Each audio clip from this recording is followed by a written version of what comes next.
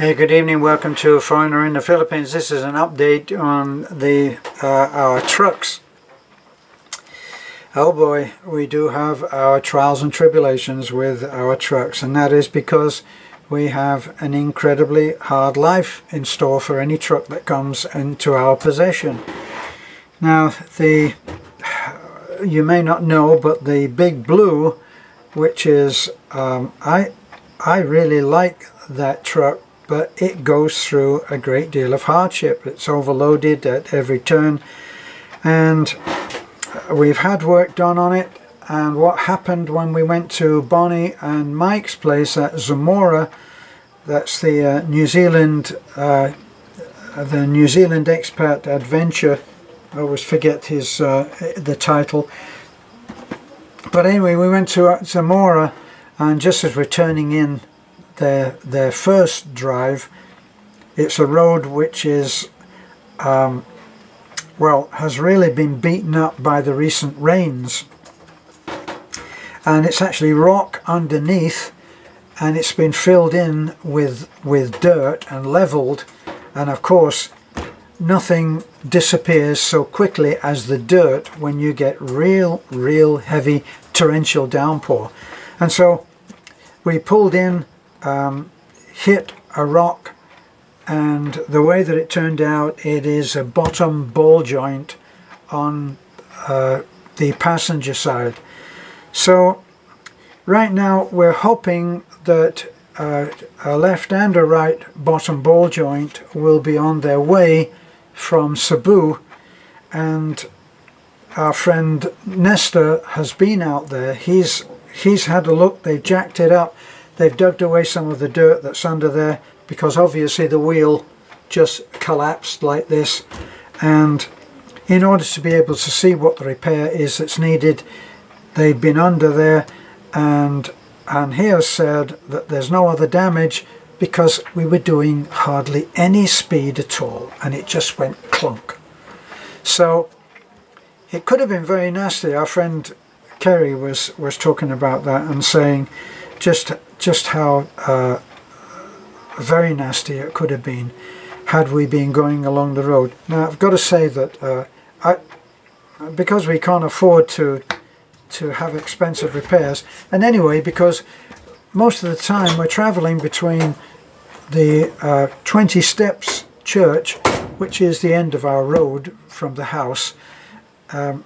That's the national highway such as it is there, which is it's actually only 2 lanes. Now on that road you have all kinds of stuff happening. Starting at the very top, you've got huge trucks that look like something from the Transformers and Optimus Prime, and you've also got the other delivery trucks. You've got trucks like ours.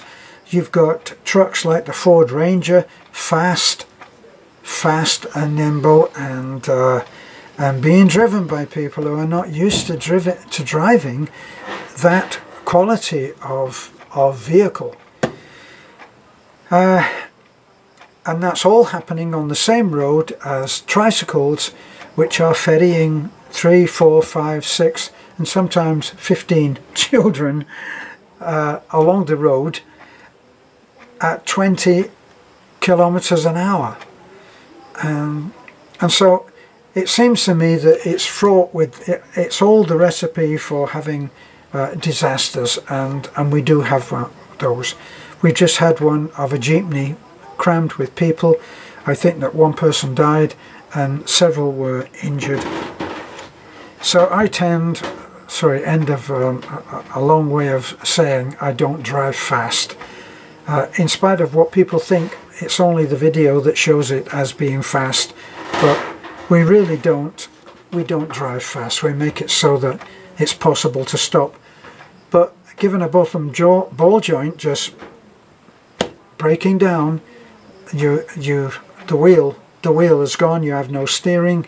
You probably have virtually no brakes unless you crank on the emergency brake, and it would be a big happening. So we were very fortunate, divine intervention again in my mind. We were very fortunate that it waited until we turned off the road and hit the first rock. It's a steep slight slope going up. We hit the first rock and it went bang.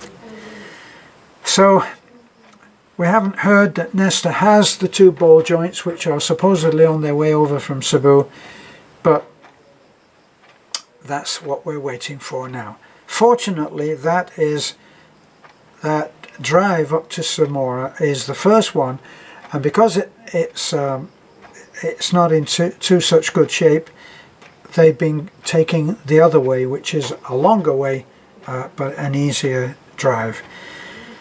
Our red, we had a motor put in there that supposedly was a Japanese import into this country, and we fitted we fitted a block, and it was supposed to be good. I'm really not knocked out with it, so we're wondering what we should have to do with that. Now, of course, because we fitted a new block, we got the old one back, and so I'm actually considering whether I shouldn't just get the parts that I needed. We use the same head. Now, our friend Kerry in Australia says that he heard and watched a video on YouTube where the man had chronicled the reconditioning of an engine just like ours, and when they put it back together at first, it sounded just like I'd been complaining that ours sounds like, which is terrible, and top end. And he said, somebody commented that engine doesn't sound right, and he commented and said, actually, you are correct. And it turns out that we had put the head gasket on the wrong way. Apparently there's very little difference between the right way and the wrong way, but it's enough to make the engine malfunction. It just doesn't sound right. So we went round to Nesta and we pointed this out to him, and the idea was that we'll take the head off, skim the head this time, and just recondition it. And this time, hopefully, he will do us the honour of getting everything tuned and the right gaps everywhere, okay? So that's our little update on the 2 vehicles. The red is actually going, but it loses water, it loses oil, so a big disappointment.